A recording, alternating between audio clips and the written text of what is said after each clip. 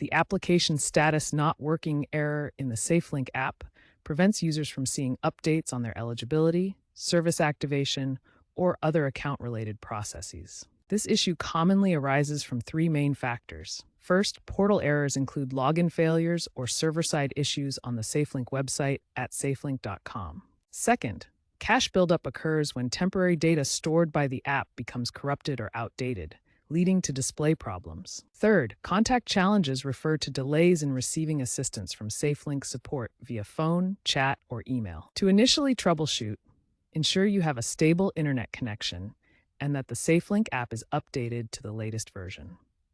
This ensures compatibility with the latest server-side updates and fixes. If the problem persists, move on to clearing the app's cache. To clear the SafeLink app's cache on Android, navigate to Settings, then Apps, select SafeLink, go to Storage, and tap Clear Cache. On iOS devices, you may need to reinstall the SafeLink app to fully clear its cache. For portal errors on safelink.com, try accessing the site using a different web browser or device to rule out browser-specific issues. Disable any VPN services, as they can sometimes interfere with the connection to SafeLink's portal.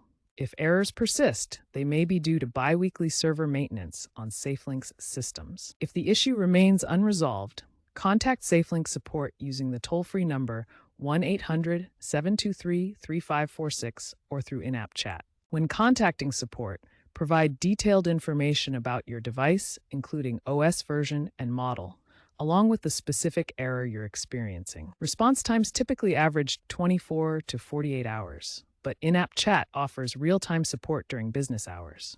For urgent issues, consider escalating through Verizon's broader support channels.